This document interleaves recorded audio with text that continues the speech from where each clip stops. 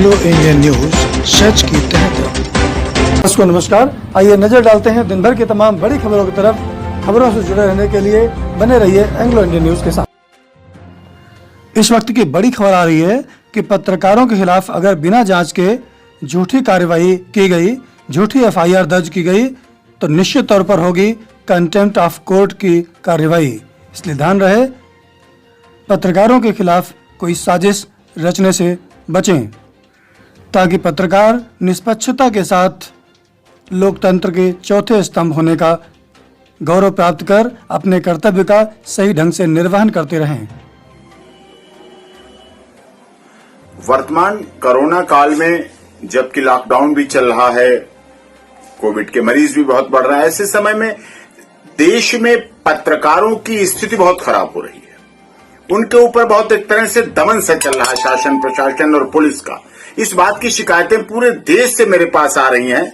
अगर मैं चर्चा करूं आज की बात, तो आज जगदीश परमार जी जो उज्जैन के क्राइम रिपोर्टर हैं और उन्होंने से बात हुई मेरी, तो उन्होंने बताया कि राजेंद्र रावत जो कि पत्रकार है उज्जैन में माधवनगर पुलिस स्टेशन में, वहां के डॉक्टरों ने उनके खिलाफ एफआईआर करा दी, सरकारी काम में बाधा की।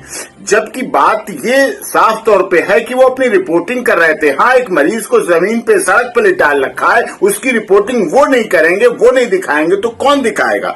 इसी तरह की घटना अलीगढ़ में हुई।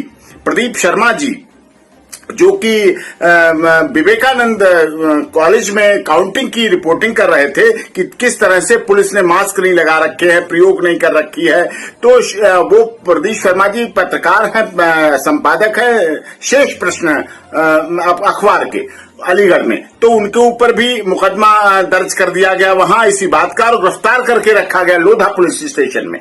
कितना बड़ा अन्याय हो रहा है, जबकि पत्रकार हमारे चौथा स्तंभ है लोकतंत्र के, और वो कितना रिस्क लेकर कोरोना में जाके जनता की आवाज के प्रतिनिधि के रूप में दिखाते हैं। और ये बात मैंने जब सुप्रीम कोर्ट में अभी कल और परसों लगातार याचिकाओं की सुनवाई हो रही थी, तो मैंने ये बात माननीय सर्वोच्च न्यायालय में भी, जहां ट्रिपल बेंच सुनवाई कर रही थी, उनके सामने भी इस बात को रखी। तब उन्होंने कहा, मैंने कहा कि झूठे केस रजिस्टर्ड हो जाते हैं, जो बात सोशल मीडिया कहीं कहीं किसी माध्यम से चली जाए।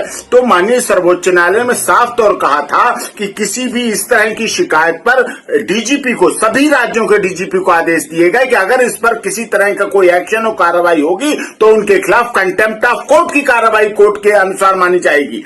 इस तरह की बात कहने के बाद भी माननीय सर्वोच्च न्यायालय कह रहा है, हमारा देश का संविधान कह रहा है, कानून कह रहा है कि चौथा स्तंभ है। अगर उनकी बात नहीं आ जाएगी, मीडिया तो सूर्य की तरह है, जब पहुंचेगी तो बुराइयां दूर होंगी, बीमारी दूर होगी, अपराध खत्म होंगे, वो चीज सामने